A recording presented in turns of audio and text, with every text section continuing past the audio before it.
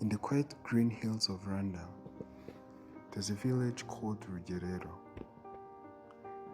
A small young boy lived there. His name was Mucyo.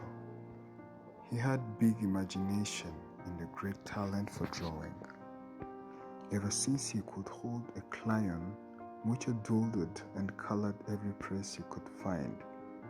As he got older, Mucyo's love for drawing grew. He was always trying to use art to show the world around him, drawing the bright landscapes and color the people he saw. His village didn't have big libraries or busy cities he read about in his favorite books. But to Mucyo, it was like a blank page ready to be filled with his drawings.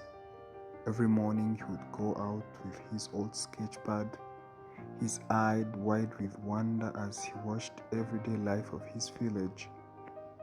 He stayed by the river drawing the women washing clothes.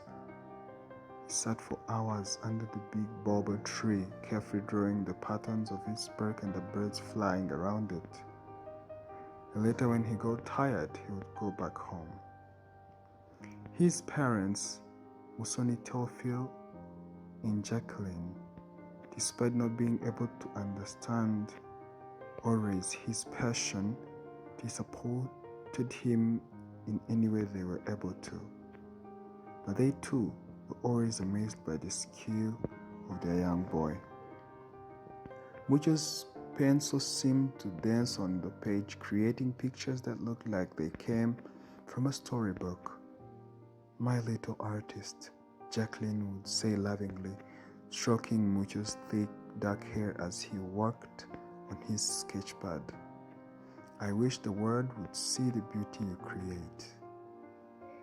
Mucyo would smile, his eyes shining with determination, because for him, art was not just a hobby, it was a way to explore the world beyond the hills of Rugerero. Every month when Mucyo's grandfather Samuel Musoni visited, the boy would ask him to take him to the city, but it was always rejected. Not until he really did well in school would he go. One day, as Mucyo ran home to show his parents his success, for he had fulfilled his promise to his parents, and because he expected his grandfather to have visited, he was disappointed to find only his parents and a gift of apology from his grandfather and a note that said, "I'm sorry I couldn't make it, my boy, but I hope you like the gift." His grandfather had compiled a set of many of his beautiful sketches and made them into a book. Although not seeing his grandfather there hurt him, the gift his parents gave him made him happy and appreciative. They called his grandfather on a phone, and Mucyo genuinely thanked him for the beautiful gift he had received. "I'm also happy you loved it, my boy, and don't worry, I'll make it up to you the next time I visit," his grandfather promised. Time flew very fast, and it was already the grand holidays. Like promised, his grandfather visited and took Mucyo to the city. The first place they went was the National Library. In the grand library there, Mucyo lost himself in books, tracing the pictures of busy streets, tall buildings, and wide landscapes. He dreamed of the day when he could see these places for himself. "Ah, my boy, the artist," Dieudonné chuckled, watching Mucyo's eyes light up as he turned the pages and tried to copy some of the landscape he found in the book. "One day, if you keep this spirit and passion you have for drawing, I think you will see all these places, I'm sure of it." Mucyo nodded to his grandfather, his heart full of hope and determination.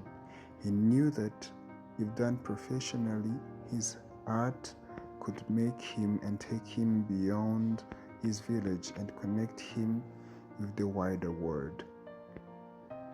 One sunny afternoon, as Mucyo sat in his class writing a correction of the test they had previously done, a page slipped out of his notebook and fell to the floor. His teacher, Mr. Ngabo, picked it up. The drawing showed a samurai warrior and a set of Japanese characters. The figure was shown with such care that it seemed to come to life. Mr. Ngabo was amazed. "Mucyo," he said softly. "Whose drawing is this?" the teacher asked him with wonder. "It is mine, sir," Mucyo replied. "This is incredible. Where did you learn to draw like this?" Mucyo, brushing with pride, explained that he had been drawing for as long as he could remember, inspired by the world around him and the stories in his books. I enjoy expressing the world in this way, sir," he said quietly.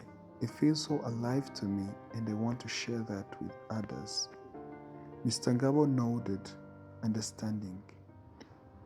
"You have a precious gift, boy, and I believe it is my duty to ensure that the world sees the beauty you create." With those words, Mr. Ngabo set in motion a series of events that would change Mucyo's life forever, taking him on a journey far beyond his village into the wide, wonderful world.